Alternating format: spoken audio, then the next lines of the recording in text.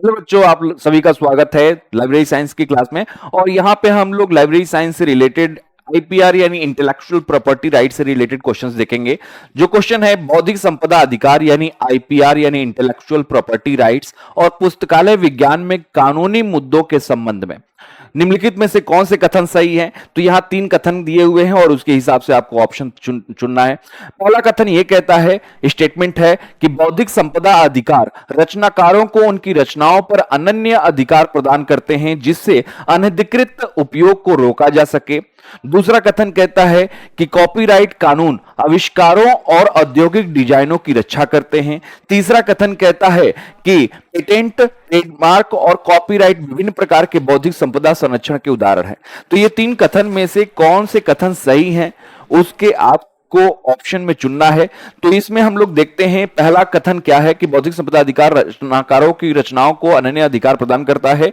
तो ये बिल्कुल सही है, बिल्कुल सही है ये कथन। कॉपीराइट कानून आविष्कारों और औद्योगिक डिजाइनों की रक्षा करते हैं। तो कॉपीराइट कानून की अगर बात करें तो कॉपीराइट कानून आविष्कारों के लिए नहीं होता है। आविष्कार के लिए क्या होता है? आविष्कार के लिए होता है पेटेंट। आविष्कार के लिए पेटेंट होता है यानी एकस्व होता है। फिर दूसरा इसमें दिया हुआ है औद्योगिक डिजाइन की बात करें तो औद्योगिक डिजाइन भी कॉपीराइट कानून में नहीं आता है, ये आता है ट्रेडमार्क में। तो ये ट्रेडमार्क होता है। तो इस तरीके से अगर देखा जाए तो ये कॉपीराइट का पार्ट नहीं, ये पेटेंट और ट्रेडमार्क से रिलेटेड ये कथन है। तो कॉपीराइट कानून यहां पे लिखा हुआ है तो इसका अगर देखा जाए तो ये कथन गलत है। तो पहला कथन सही है, दूसरा कथन गलत हो गया। तीसरा कथन देखते हैं, पेटेंट, ट्रेडमार्क और कॉपीराइट ये तीनों ही चीजें विभिन्न प्रकार के बौद्धिक संपदा संरक्षण के लिए उदाहरण हैं। तो बिल्कुल सही, ये तीनों ही चीजें बौद्धिक संपदा संरक्षण में आते हैं। तो इस हिसाब से अगर देखा जाए तो ये भी कथन सही है। तो पहला और तीसरा ये दोनों कथन सही हैं। तो इस हिसाब से क्या हो जाएगा?